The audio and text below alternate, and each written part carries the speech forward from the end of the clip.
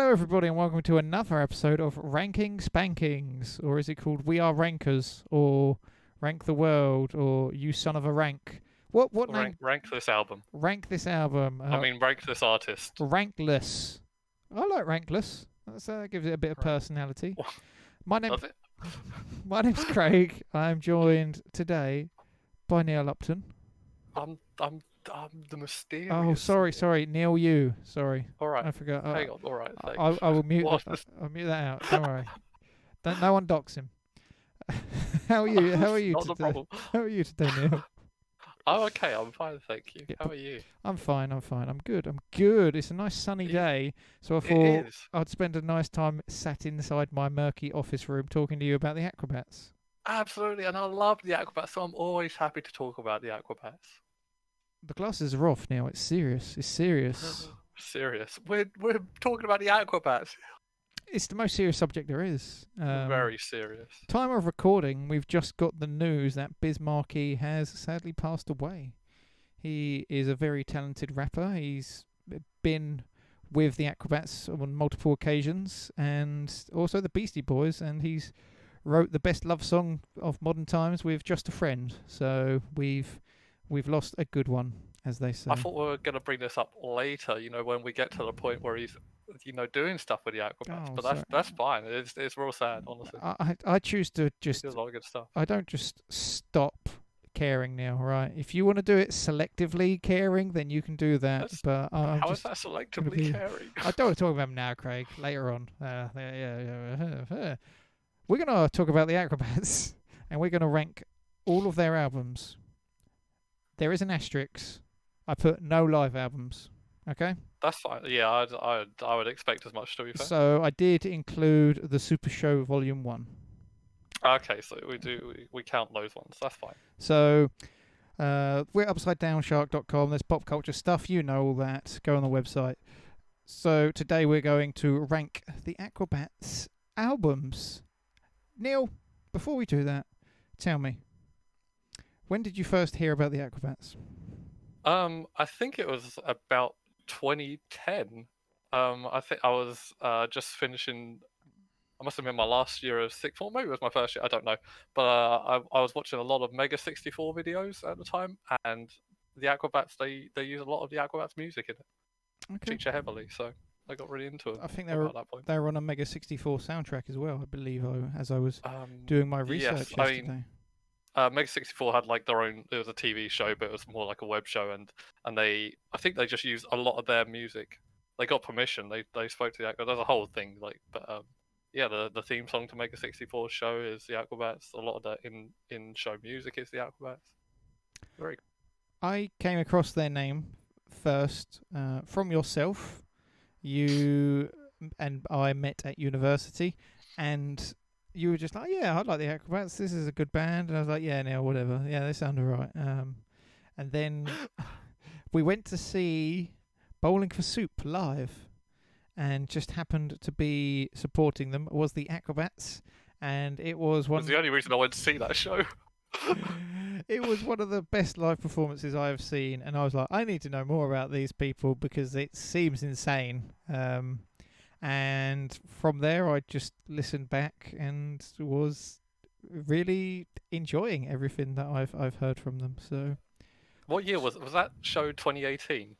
That sounds about right. Yeah. I think if you watch, if you happen to come across footage on YouTube of Bowling for Soup supporting the Aquabats in 2018, Brixton Academy in London, you'll probably see two people in the crowd at the very front. One of them is me, and you'll see me because I'm jumping about 6 feet higher than everyone else in the crowd is. And even though I had a very good time. Neil's body only seems to be in the bottom third of his video, we can confirm he's quite a tall person, isn't that? I'm quite tall. You can't really miss me if you happen to come across that stuff. Oh, very good. So that gig was when I saw them, and then I was like, Neil, this is actually pretty good stuff. And you're like, I was telling you that all along, Craig. It's been like 5 years ago. Why didn't you listen to me? Sometimes it's a band you see live, that's where you see them do themselves justice.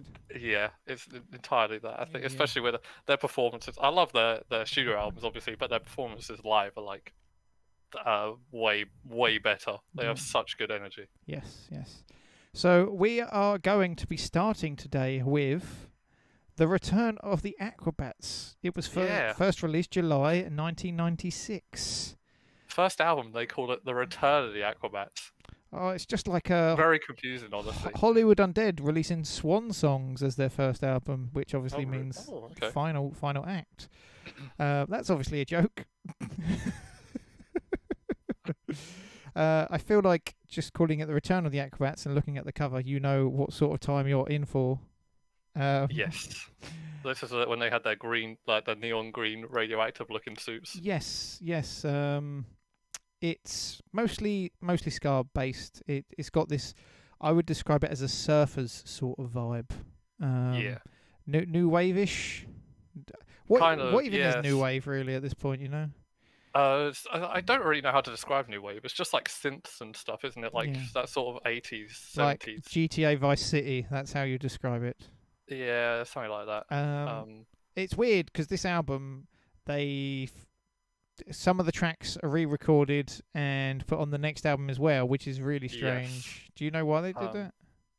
I think it's probably because this was quite a small album, and I mean, if you listen to it, the production value, especially by today's standards, isn't amazing. So I think where they had quite songs they probably quite liked. I don't know whether they were popular at live shows. They just probably wanted to do them justice. Was it like probably during they released this, ska might have gone a little bit more popular, and then that's when they did it? Well, I think if I remember rightly, the return or just their ska stuff was like a parody. I don't think they ever actually intended to do ska. They just did it as a joke because that's what everyone was doing in Orange County at the time, back in the mid-90s. So yesterday I did quite a bit of research about the Acrobats, and I think I listened to over 100 songs in one day. Oh my gosh. And then I read up, like, later on, obviously, we'll talk about them going away from ska, but apparently the Bat Commander, he even said himself, like, we didn't even think we were a good ska band, so it wasn't really I remember hearing this, yeah. much of a leap for us to change a little bit. I mean, I think they do a good job on this album. Like, even if it's just parody, they actually do write interesting ska songs, and the rhythm's interesting. The melodies are there. I mean, just generally speaking, I think the Acrobats, their storytelling is what they do best, and they do that quite well here with like Tarantula and Marshmallow Man. I just like the idea of songs about these villains that they're gonna fight. Yes, just from the, as you mentioned, the title names alone tell themselves of a story, like Martian Girl, Ska Robot Army, Marshmallow Man, Aquabat March, CD Repo Man, and It's Crazy Man. You know, just you could already tell a story being formed there, can't you? Yeah, absolutely, yeah. It's weird that Play-Doh. Always forget that Play-Doh is the first song like in all of their discography, and then it's like a secret song in the next album. And isn't this the first album the slow version? Is that right? Yes, it's a bit slower. Yeah. Like I always have an ear for that sort of thing, especially when I'm a fan of Real Big Fish, and they seem to have re-recorded their songs 500 times, and you can just hear little differences sometimes. Yeah, I mean, with Real Big Fish, I can't remember what version it was. It might have been Beer. Like, I've only ever really listened to their greatest hits version. Mm-hmm. And then if I go look for it on YouTube, there's like an entirely different version that's the album version. And a 90s ass music video to be exactly. along with it. How do you feel about this album then, Return of the Aquabats? I like it. If you introduced this to me as their first album, I'd be like, I don't really get what you mean now. Yeah, I think that's the problem. I do like it, but I think it wasn't the first album I listened to. It was one that I listened to later on. And I think if it was, like, as you say, the first album I heard, it would have been lost on me. Like 3 of the tracks on there are in the Fury of the Aquabats, re-recorded a bit more tighter. They do sound better. Yeah, and so it's like just a 7-track EP then, really, isn't it? Of wave ska. I do think that it's a point where they have a little bit more edge, as it were. Sonic the Hedgehog Tood. That sort of thing, yeah, because I mean, they have a song about itching your balls in there. Everyone they needs would never that. do now. I'm still waiting for Adele to release a song like that. She hasn't done it yet. The musical masterpiece.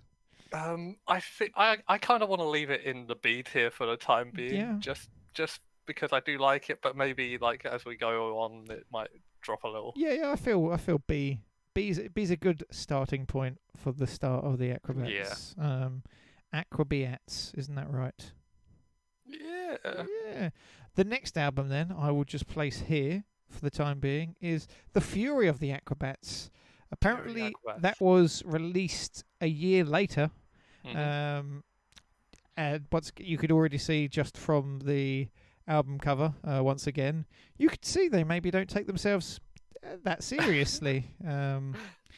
Let's see what we've got. Apparently, wacky comedic sensibilities anchored by their songwriting for self-referential anthems, like theme song and stuff like that. Seems like, yeah, I got like when we started university. I remember we had to make video projects, but they were just like, yeah, you could use whatever music you wanted it, and I remember using theme song and Phantasma del Mar in my music my video, and I remember getting laughed at by someone in the class, and I never talked about the Acrobats in class again. Oh, you That's like not necessarily true, but the week before I told my friend Craig, he didn't care. This week I got laughed at.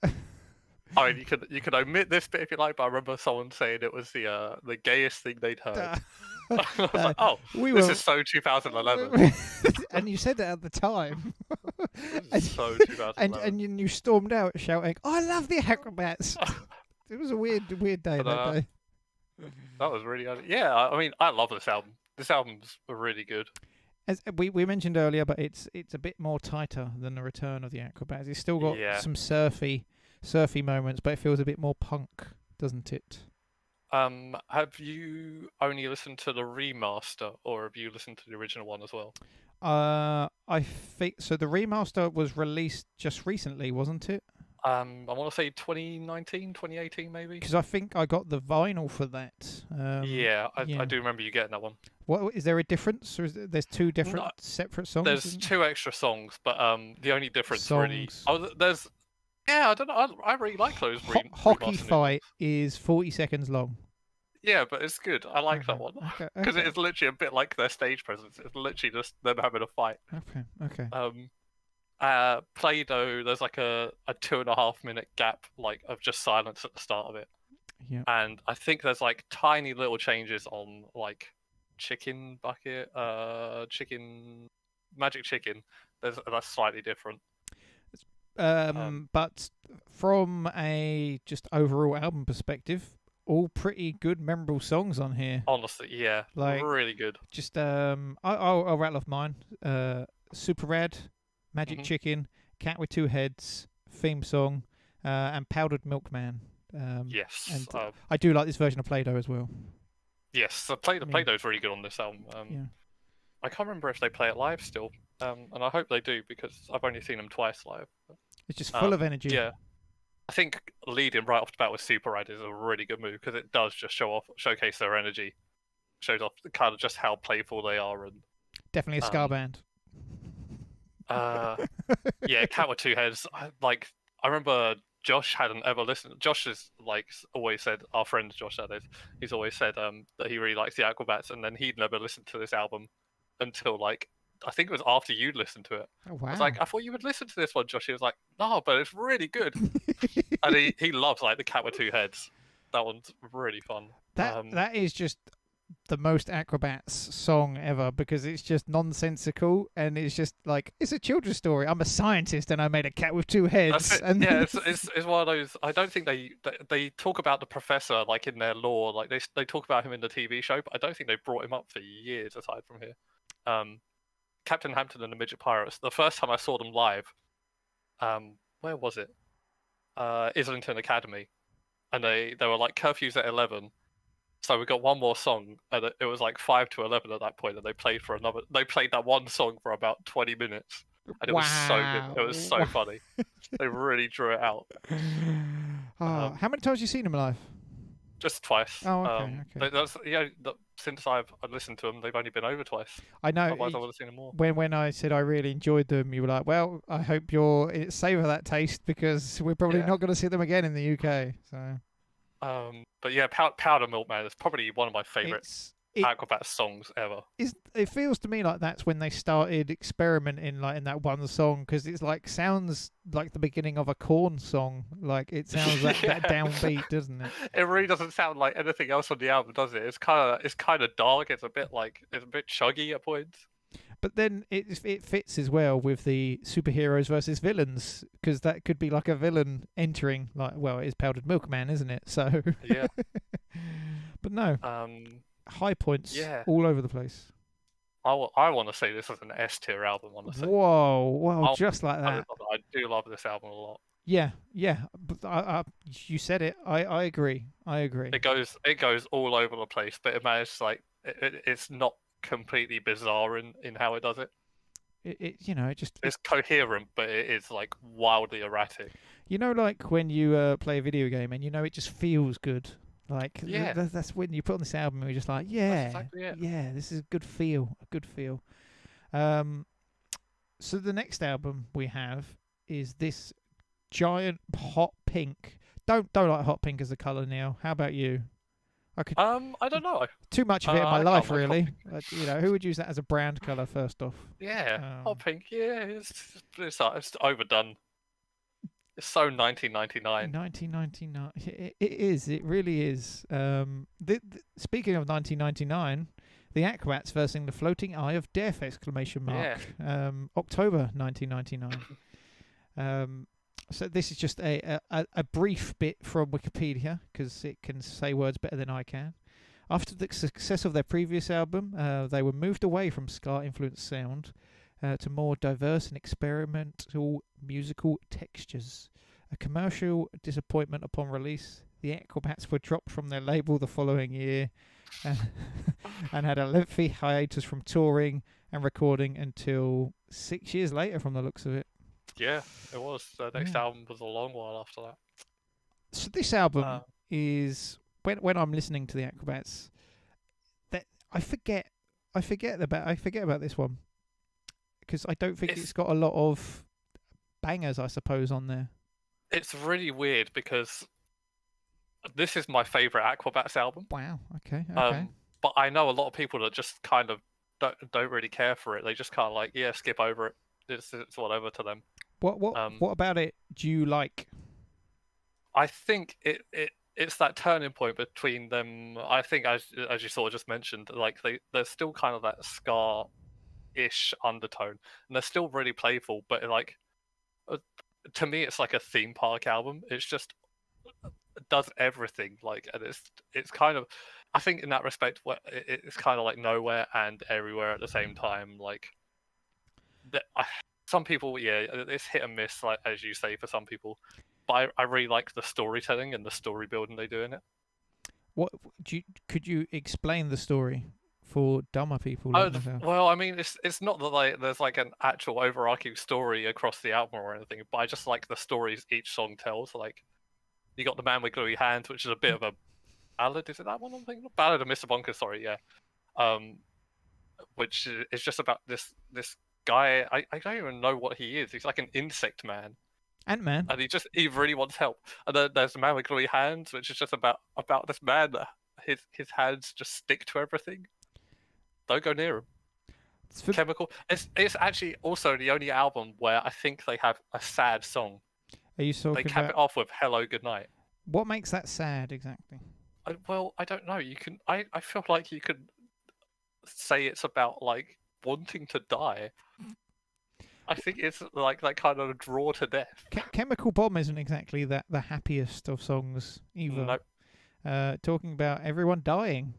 Like going to just like having visions of people just killing each other and stuff. Yeah. It is a weird album in their discography. I will give you that. From listening to the first two albums, having a song like Chemical Bomb or Hello Goodnight is, especially when you're starting off with Super Rad on the previous album, like to have Hello Goodnight end this one is just shows how diverse they could be, or just how they don't want to be labelled, I suppose. Um, yeah, because I mean, even Giant Robot Birdhead, that gives me like Power Rangers vibes. That's like to me, that's like the MC Bat Commander showing off his love of Super Sentai, and then you go to something like Chemical Bomb, which is about people's faces melting off and stuff, So and it is all over the place. it's Um, always that sort of thing with musicians, isn't it? We want, like, Linkin Park is the easiest one to go to. Meteora is the same as Hybrid Theory. People are like, well, it's just the same thing. And then the third album, but this just changed too much. yeah, What you would you can't do? please everyone, can Yeah, you? yeah, exactly. But I think it's got a good range of like happy-go-lucky tunes and then some darker ones. Like Mhm. even Sequence Erase, it's as much as it's not like a dark song, it's kind of that sort of darkly dreary sounding, isn't it? It's kind of like spooky sounding. Spooky, Neil. We haven't got to the spooky yet, right? Oh well, that's coming a while Yeah, up there yet. you go. There you go. I really like Thing on the Bass amp as well. When I started, Canis Lupus wouldn't get out of my head to the point where if it would come on, I would turn it off because it just that chorus gets stuck in my brain to the point of irritation. It's just about loving your dogs. I know, I know. Yeah. I love a song about loving dogs because I love dogs. Canis Lupus, though, gets stuck in my head in a bad way that you shouldn't love dogs. Um, I don't know how you feel about this album. To me, I'd put it in S, but I understand if it's like a B or a C for you, and I'm quite happy to put it wherever because Then what if we split the difference and put it in A? I'm quite happy with A. Yeah, Yeah. yeah. This is a consensus here. Yeah. Um, Meet somewhere in the middle. down with the patriarch and all that sort of stuff. So I'm I'm going. not sure how that's relevant, but sure, yeah. I included Myths, Legends, and Other Amazing Adventures Volume 2. I consider it one of their albums. To be fair, I know it's technically a compilation or whatever, but Yes, and so, yeah, it was a compilation because I think they weren't really doing anything around I that think time. is it some of them are old B-side, unreleased B-sides or whatever, aren't they? Studio outtakes, B-sides, and that lovely word miscellaneous unreleased tracks during the 1919 production. Yeah. 1999 production, sorry. If you look at the album artwork is completely different from everything that has happened before.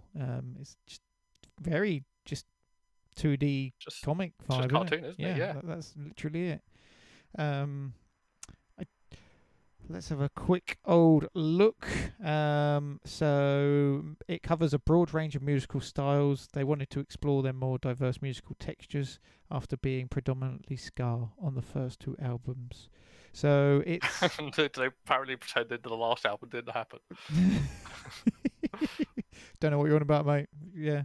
The compilation also includes songs in synth pop with Worms Make Dirt, ska punk with Pizza Day, jazz with Radiation Song, as well as parody of new metal bands such as Korn and Limp Bizkit with I Fell Asleep on My Arm.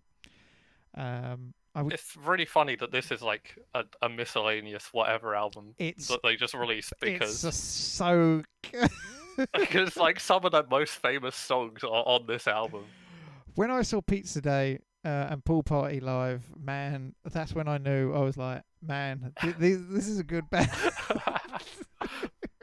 It's really indicative of like where they're going after this, especially like after like the next album, because the next album is slightly different, but like everything after that is kind of in its own realm, as it were. Yeah. I think this is like the beginnings of that. Yeah, it's we don't want to be just called a ska band, but then after this album, they didn't do anything for years. Yeah. but it's like Worms Make Dirt is like it's just this song for kids, isn't it? Yeah, yeah. And I think that really that's kind of indicative of how the MC Bat Commander Christian Jacobs went off and made Yo Gabba Gabba a kids show about music. I don't know. I just think it's very interesting. This is like the beginnings of that. And it's when you say Yo Gabba Gabba, which brought on a mind of its own as well, and then it probably brought some more eyes to the Acrobats as well, because they're all interlinked and there's music there, and if you're a music savant, then you'll enjoy that. Yeah, Yo-Go Gabba is like a great a show that I don't know how long it lasted, but it was just really good at introducing kids to different types of music, I guess, Yeah. wasn't it? I think my door's going. Ah, one moment.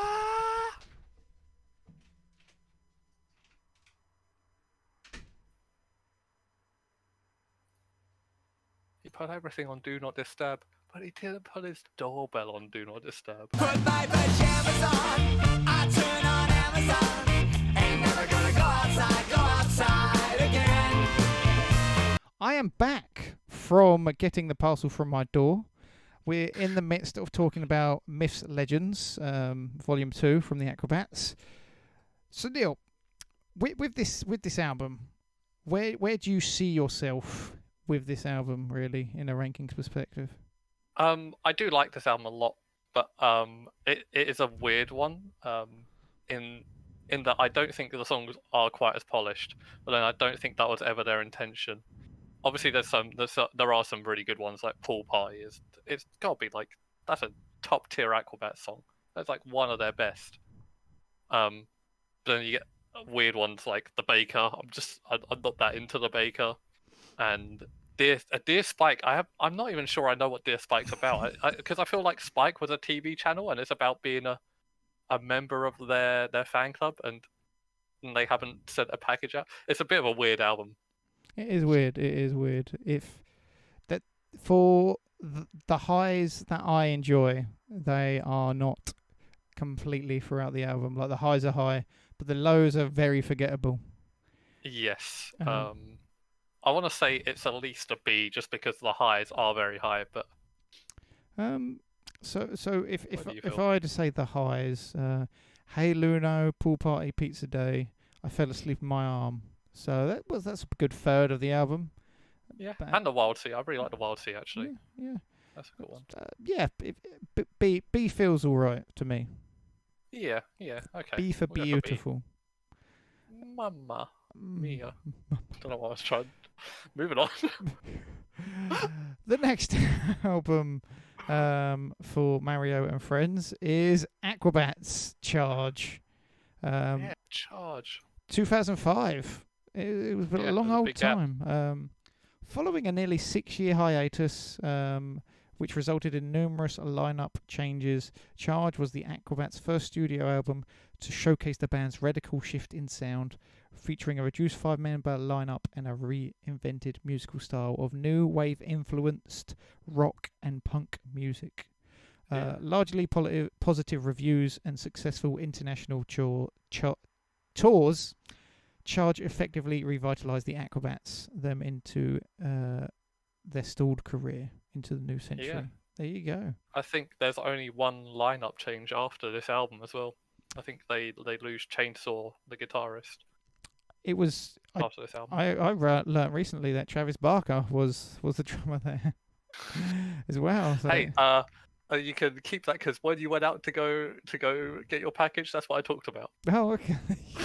I did mention it. We'll put that in at the end. With this, it's a good album. There you go. It is a pretty good album, like, just generally. Yes.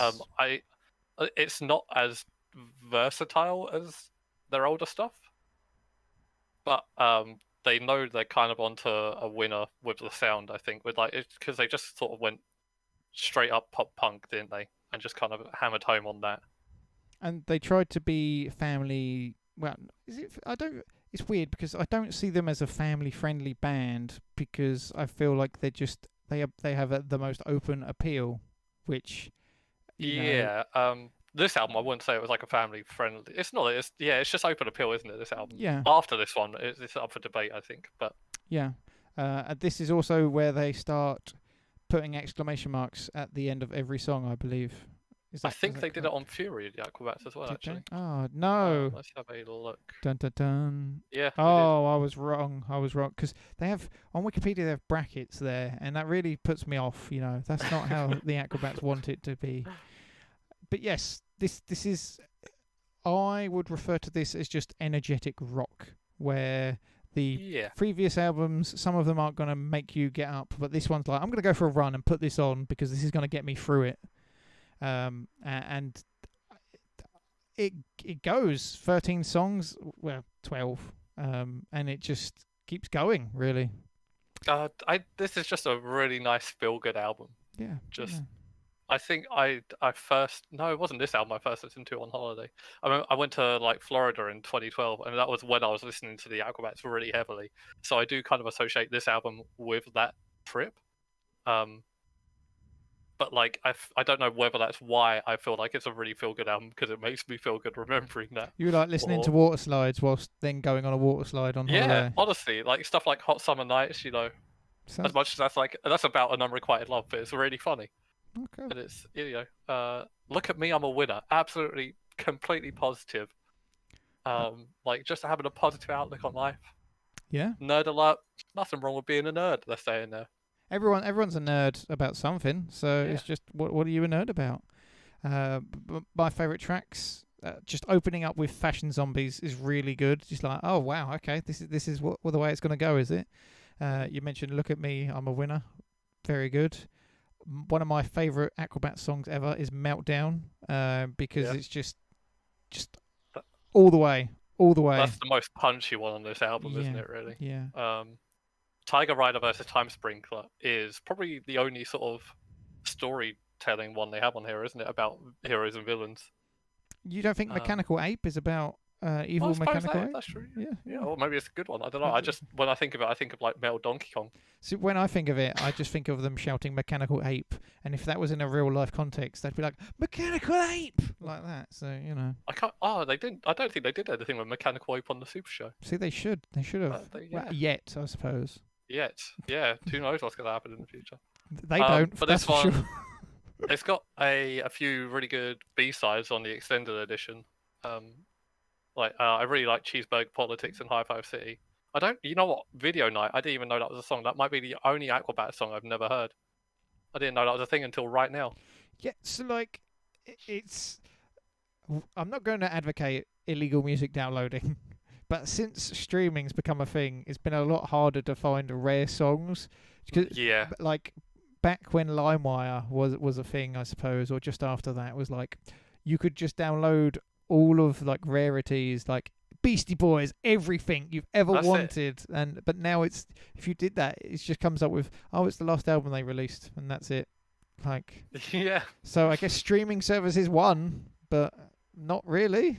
The only reason I know Cheeseburger Politics and High Five C is because people uploaded them to YouTube. Oh, I suppose, yeah. Yeah. But then then you're gonna get quite a low quality if you try ripping them from YouTube, and it's just not the same now. Yeah. It's just not the same. Yeah. I think Awesome Forces is a really good way to end this album, because it's kind of like them saying, "We're back. This is us. We are the Aquabats." That sort of thing. They're the Aquabats, and that's that. Yeah, that's that. But yeah. So watch them every week. They're the Aquabats. There you go. Do you think it's really funny that we say Aquabats, but like they call themselves the Aquabats because that's how Aqua is how they say it in America. We're the Aquabats. But I feel like it's really forced if we say Aquabats. Should we call that? Is that like just the English language is very confusing and full of whatever? Is it they are called the Aquabats? Like that is officially how you say it. But if we were up north, we'd probably be saying it that way. But because Aquabats, we're up north. North. But like Aquabats isn't a real word, is it? What? It's not a real word, is it? It's no. There's no such thing as an Aquabat. So if they've made this word up, maybe we should be calling it Aqua. You've given me a lot to think about today, Neil. Don't think about it too hard, because we got to get through the rest of this video. Well, I don't want to be worried about whether I'm saying it wrong or right this whole time. I want to just think maybe I should start speaking more posh. Then it'd be, oh yes, I'm just listening to the Aquabats whilst I have a bath. I don't care about received pronunciation. Get it in the bin. So charge. I like this album. A. That's what I was thinking. So I keep tapping on the OBS. I keep seeing the move, yeah. There we go. I swear I know what I'm doing. Give me a high five, because I know what I'm doing. Some high five soup, you know what I'm saying? You know what I'm saying. You know what I'm saying. 2011. Oh, of course, because that's the next album. There we go. Nothing gets past him, does it? Does it? Oh God. So this was released in 2011, 6 years after Charge. But apparently they were touring during then, and they didn't go completely silent. Yeah. But also you mentioned they had things like Yo Gabba Gabba, and was it the TV show around that time as well? I think the TV show started in it was either 2012 or 2013. Okay. So I was wondering whether to bring this up. Never have seen the television show. It's worth a watch, honestly. So like, It's a lot of fun. I haven't looked at DVDs, but I know on their website they link to very expensive digital downloads. And as we mentioned, pirates earlier. Let's just say the pirates. That's not the booty they like to have. They're not that interested in in making pirated copies of the Acrobats Super Show on the Pirate Bay. Yeah. Ed, Ed and Eddie, that's there, but that's not the Acrobats, is it? We'll talk about that after this, just as like an interlude between the next albums. But yeah. What, Ed, Ed and Eddie? No, sorry, I meant the Super Show. But... High Five Soup, more poppy, would you say? Yeah, it definitely is. This is the album they have their current lineup from. So Chainsaw left, and now Eagle Bones Falcon Hawk is the guitarist. It's good that they keep finding these people with bizarre names to fit in with their brands. Like, if it was just Larry, that would ruin it a bit. All of that and more in the Acrobat Super Show. But this is the first album I listened to by them. I think I listened to a couple of the singles at the end of 2010. I was like, whoa, I really like this. I think it was The Legend Is True must have been like released just before that. And I was like, man, I really bloody love this song. And I was hooked from that moment. The most British reaction you could have. I was trying not to swear because we're talking about the Aquabats. But Biz Markie on Radio Down as well, as we mentioned in the beginning of the really I think that was one of the singles as well, wasn't it? Yeah, it was, because I have that as a single. What, a single CD? Yeah. Wow. I do think I have that under my bed. What's the B-side? Do you know? Best Day of My Life and Playing It Cool. Okay. It's before singles died, they did singles, which was one song on 99p of a CD, and I just think back to that and think like, that was a stupid time, wasn't it? Why did we do that? It's like getting a download, like same as buying it on iTunes, except you have a CD. Yeah, except you actually that is have a it lot of physically. information to leave off a CD, though, right? Like the amount of memory that probably held, and you've got one song on there. Yeah, and there's just the rest of the disc could be used as a coaster and still not be affected. Yeah. That's good. That's good. I really enjoy High Five Soup. I think when you introduced me to them, I think this was the first album, because it was like around that time. We're like, well, this is their latest one. It gets a bit different as you go back, but this one right here is pretty just steady, I suppose. It's a really fun pop with a little bit of rock album, isn't it? Yeah, it's with some good guests, like as you say, Biz Markie and Strong Bad. They got Strong Bad on this album. Neil, who's Strong Bad? I don't know if did you ever watch a little flash show online called Homestar Runner? I think I've seen this guy. He wears a lucha libre mask. Is that right? That's Strong Bad, yeah. Okay. Is he the guy that talks about it at the end of Pink Pants? That's it. Yeah, that's Strong Bad, and Homestar Runner is also at the end of the song. Yeah. Okay. Yeah, I don't know. It's funny that they got these two people. Eventually, when they did the Super Show, I think the guys that made Strong Bad and Homestar Runner collaborated with them to help them make the Super Show. Write it and direct it. So, nice. Yeah. That's good stuff. Whilst the myths, they have good strongs and bad bads.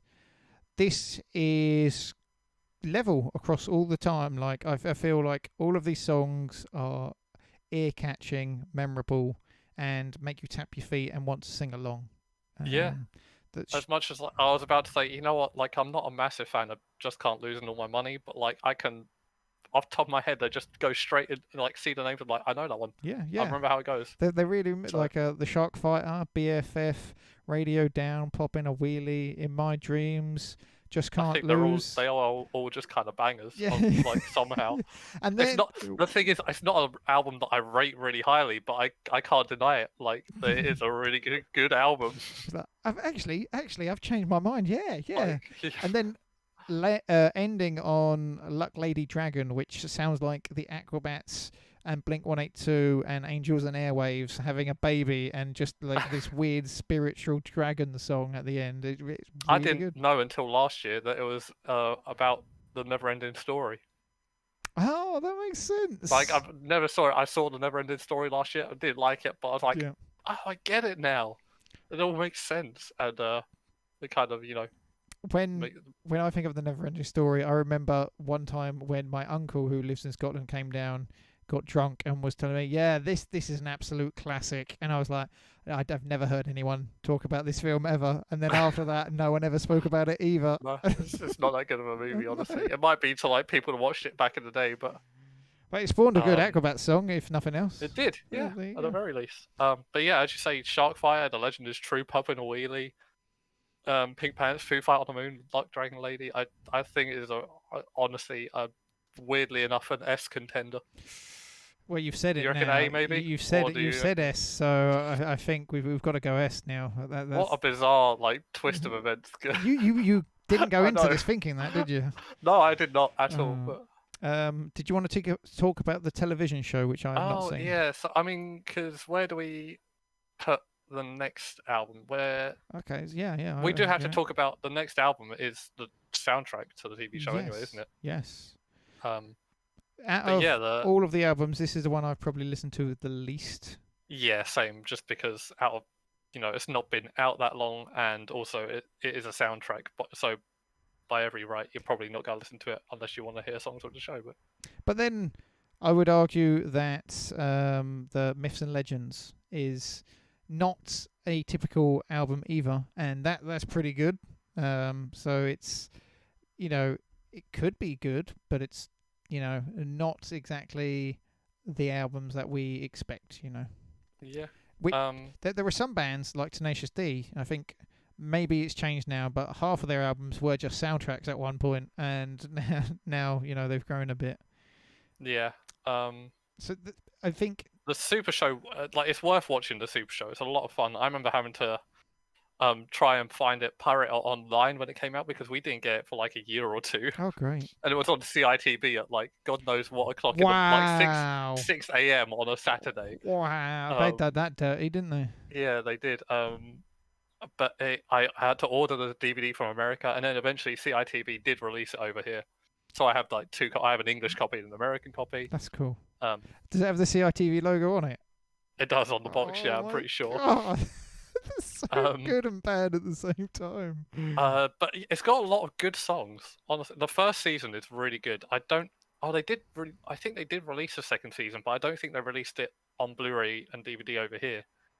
When I So, checked out the website yesterday, it was just linked straight to the digital versions. So it probably, obviously, production standby is always going to be easier for them to just do Yeah. that, isn't it?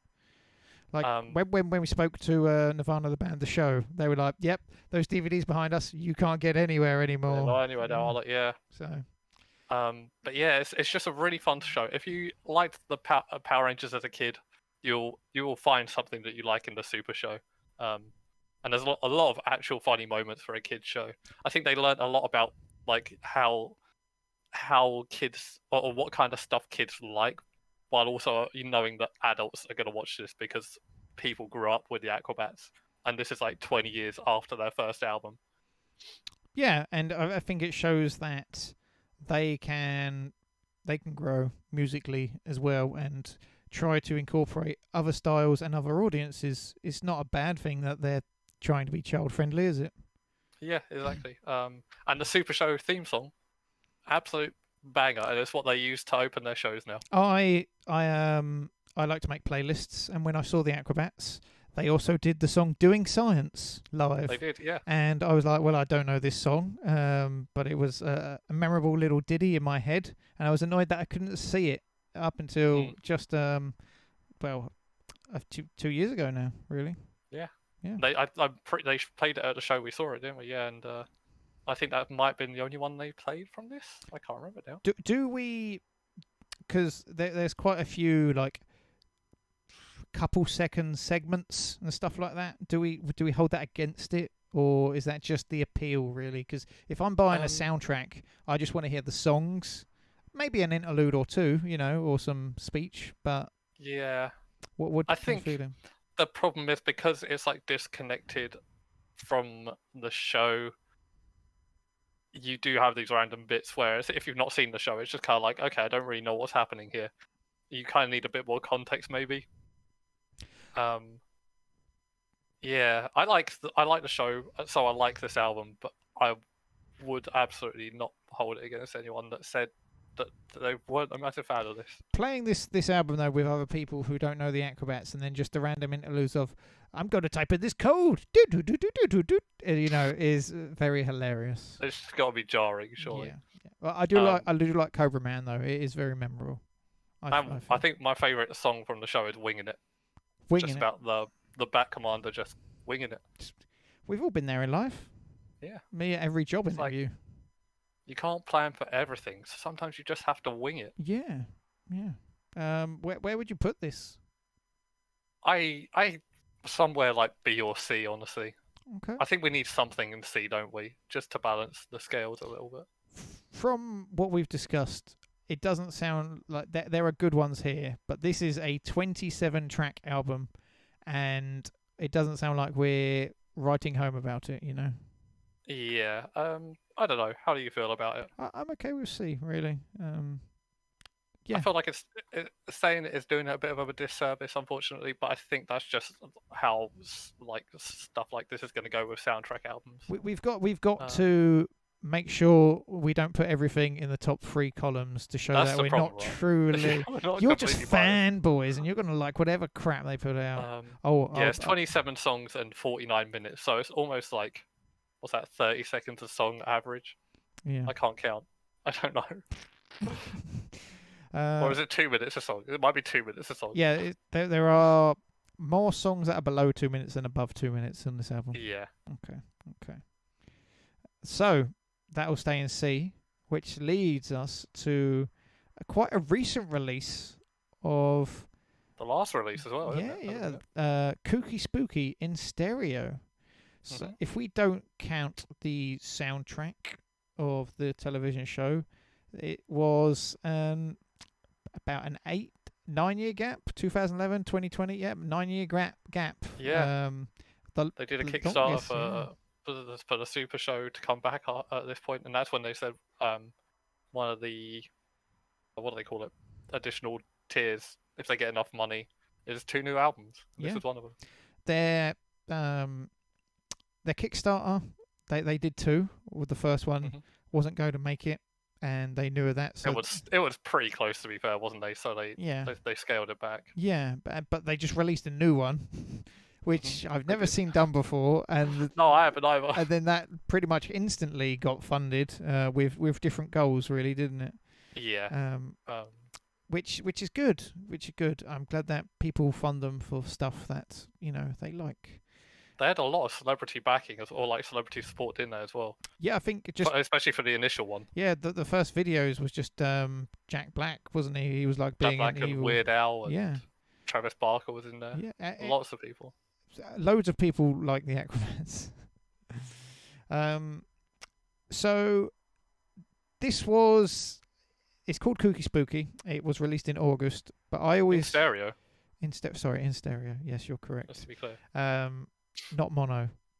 I always think about this as the Halloween album of that year for some reason, because it's Kooky Spooky. Did it come out around then? I can't remember. What? August. It came out in August. Okay. Yeah, but I received my vinyl around October time because of erroneous listings on Amazon and questionable suppliers in the UK.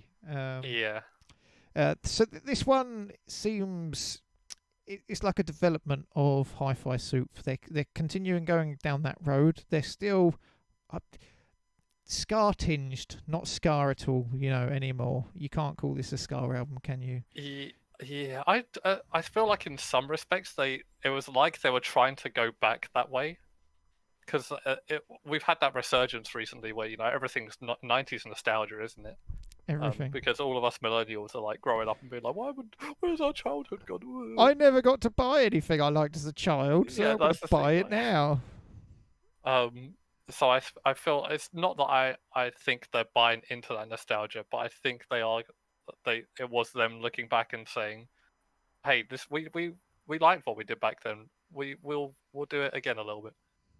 Just a little bit. Primarily, I think it's closer to High Five Soup than in any of their other albums. Yeah.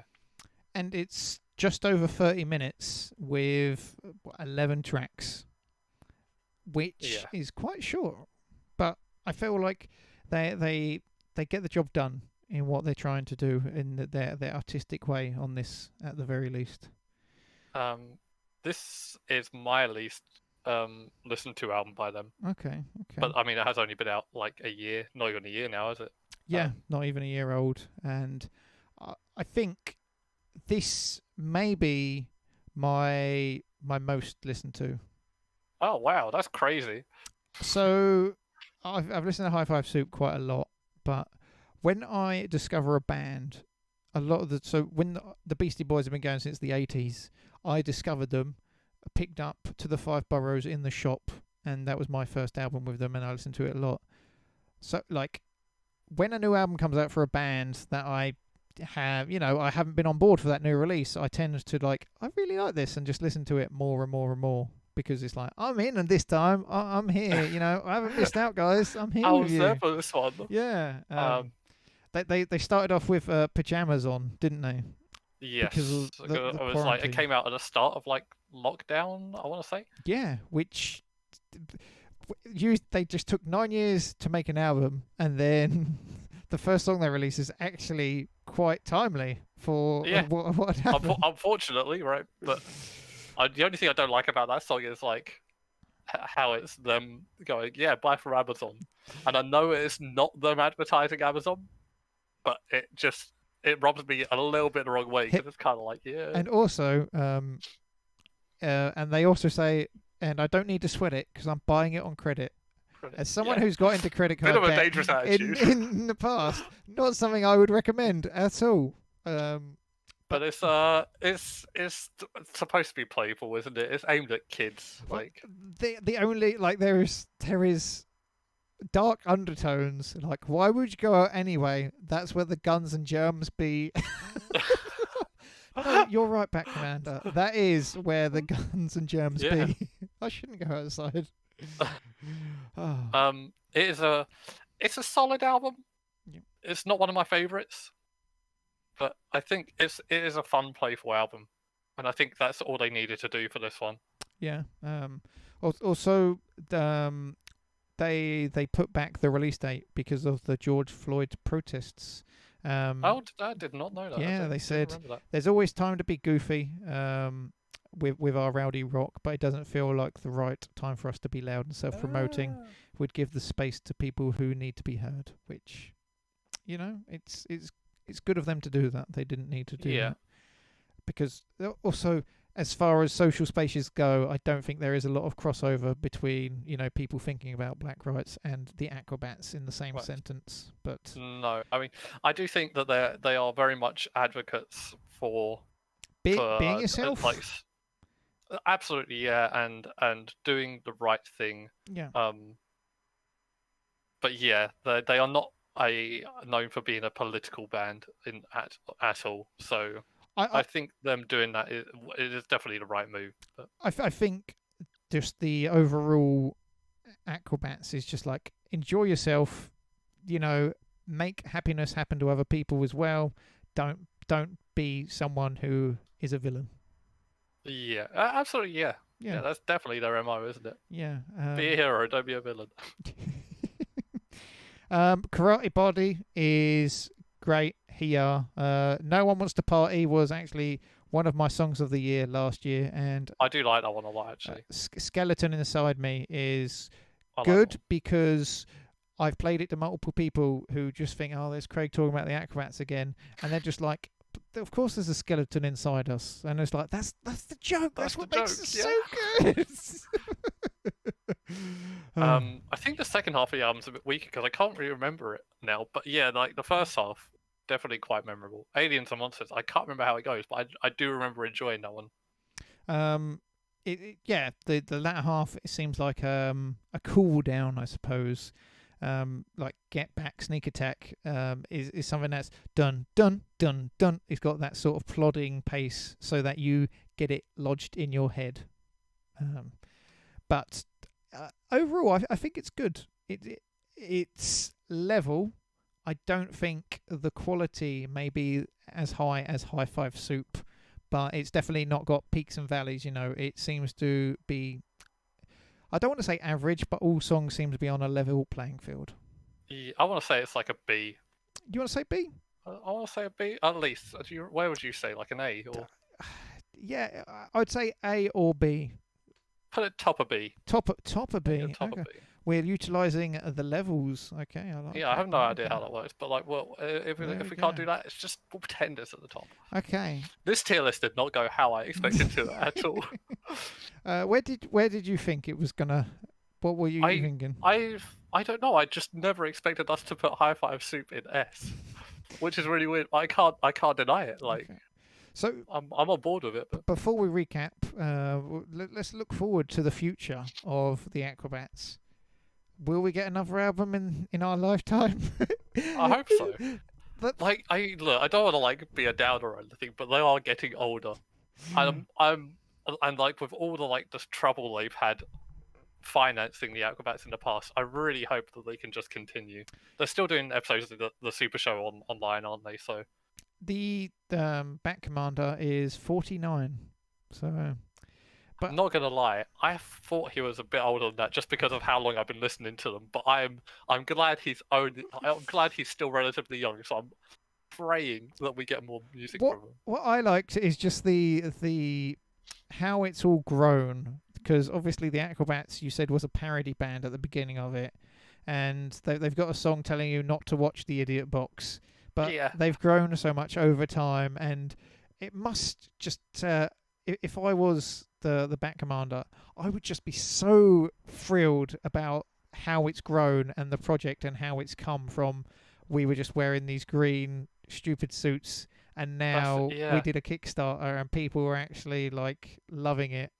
That must feel such a great experience for him. I don't know if I have on hand. Oh, is this it actually? I have my from the Kickstarter. I have all my like Aquabat stuff. Oh no, my leaflets.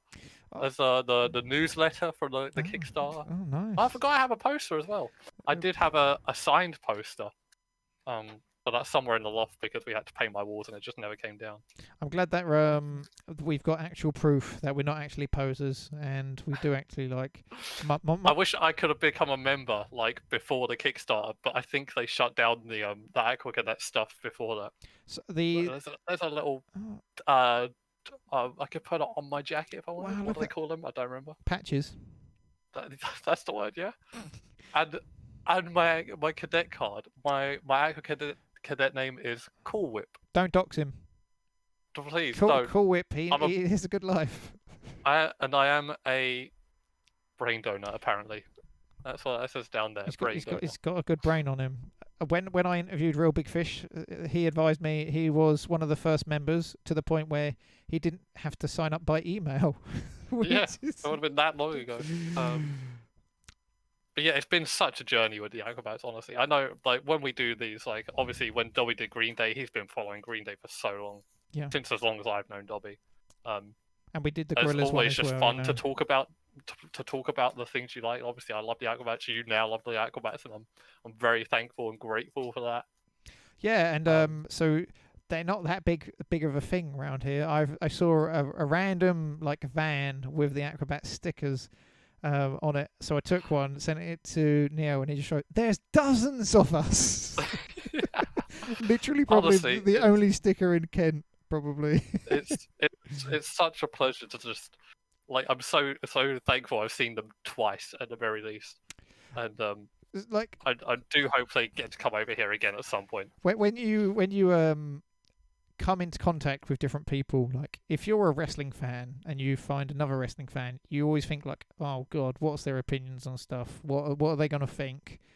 If you're an Acrobats fan, you're probably just going to talk about their songs and enjoy each other's company. You, like, yeah, you already don't have know. to worry about it, do you? It's just if you're a fan of the Acrobats, you've got something in common at least. So I think that's after listening to all of it, it's like they're not preaching be happy, but they're saying if you're kind to each other and all try to bring each other up, then that's just better for everyone. And I think that's an important thing that people should take forward. They're some people may see them as a more comedic, childish band, but I think the morals that they show are something that everyone could learn from. Really. Yeah, especially it's great for kids. Like especially now, they're like an advocate for good for kids. I think. That's important. Yeah. So let's recap, shall we? We have nothing in the D section. This. I do feel like that may be our bias showing, but I'm glad there's nothing in the D section. We have the Acrobats Super Show soundtrack Volume 1 in the C. Then low B, we have Myths and Legends, the Return of the Aquabats, and then That's right. Kooky Spooky in stereo is top tier B. Then we have Charge at the bottom end of A. I feel like they're on equal levels there, to be fair. Okay, that's what we'll say. Equally on A is the Acrobats versus the Floating Eye of Death and Charge. Then in S tier we have High Five Soup and the Fury of the Aquabats. So I'm quite happy with this list, honestly. I didn't think I'd know where they'd end up, but I always look back at Charge as being like something I can listen to just straight away, and I'm just like, bottom A, eh? Is that where we're putting that? But no, but Do you want to move it? No, I think looking at it, I'm okay with this. I'm pretty happy with this. I feel like we fell into the cliche of that band's first proper album is the best one. But like the thing is, they did such a good job on just like making it broad and having fun with it, and it has a bit of that bite, that edge to it still. Yeah, it does. I mean, their first album was technically the Return of the Aquabats, isn't it? But yeah, but this has half the songs on it, you know. Yeah, there you go. Whatever.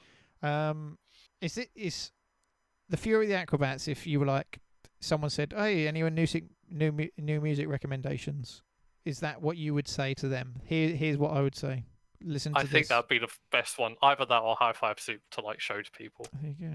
Okay. So S. That's why they're in the S. Yeah, S means see this, listen to it. That's what that means. That's it. And also, like, you know, they're good beginner albums, but also they're really good for like old fans. Yeah. They're just great. They're just good albums. So I think that Acrobats, over the course of their discography, they can show that they can do genres, just any genre. Like they feel like they experiment in everything. There's jazz, there's some melodic stuff, rock, ska, punk. They're all there. I would listen to them do anything. I think. Yeah, because they'll give it a go. I think they are just good at it, aren't they? Just sort of not necessarily mimicking stuff, but like doing their own spin of a genre. And they started out as a parody, you know. the most evident example of that is I Fell Asleep on My Arm, which is just taking a mickey out on nu metal, isn't it? So good. It's really well done. It's really dumb, but really good. I've put it on to people who do like Korn, and they were like, I haven't heard, like, they actually thought it was a Korn song because that's how good, like, high quality it is. Really... I remember back when I listened to, it's slightly different, but like when I first listened to High Five Soup, being like, wow, how many singers has this band got? And it's just, the MC Band Commander just had a really weirdly versatile voice in that he could sound like 3 different people. And he does it well. He does it well. He does it really well. So, what have we learned? We learned that me and Neil need to wrap this up. Otherwise, we're just going to keep talking about the Aquabats. Unfortunately, yeah, we do need to. But I think our rankings are the best. No one's going to beat them. I feel for the super show, it's at the sea. I think if I've watched the television show, it might be a bit higher up, but I would probably not recommend that to anyone at the beginning of their Acrobats journey. Go and listen to the Acrobats. Listen to the Acrobats. If you are listening, tour the UK. I mean, just do more tour the UK when it's safe to do so. Make more music. We love you. We've now turned into Twitter people saying, "Come and tour Brazil." Unfortunately, I'm just shilling for the Aquabats now. I'm quite happy to do that. You saw all of his merch. He wants to buy more. Look at the goggles he's wearing on his face right now. I got the hat. I just didn't really want to wear the hat. No, it's too hot for I have the hat. in my washing pile. It's been there for about a year, like of the surf thing. You made it sound like you don't do your washing. I embarrassed Craig when we saw them live because I wore that. You weren't the only one though, so you know. I think there was literally Josh and one other person, wasn't it? They say it's uncool to wear the band shirt to the gig, but you was literally just wearing the band's costume to the gig. Outfit, yeah. It was a cold night as well. That was really funny. Yeah, good time. Go to UpsideDownShark.com for more rankings. As we mentioned, there's the Gorillaz, Green Day, Simpsons stuff. We've ranked it. We're on our journey to rank everything. I want to do fizzy drinks in the future. You'll do fizzy drinks? Yeah, that sounds fun. Well, that's not going to be on UDS Music, is it? But there's other stuff on UDS Music. Check them out. But until next time, I've been Craig, and I've been joined by... Hi, I'm Neil. Bye. I'm Acrobats fan. Bye. Bye, Neil. Bye. Bye, Cool everyone Whip. else. Call me Cool Whip. Oh, Bye. sorry, cool. Commander Cool Whip. Till next time. Just keep waving. It's gonna fade out. Yeah, there you go. Keep doing it. All right. Oh, we didn't even mention about how Travis Barker was the drummer on the Fury of the Aquabats. He was in Blink-182, and he was, I think his name was Baron Von Tito. Hello.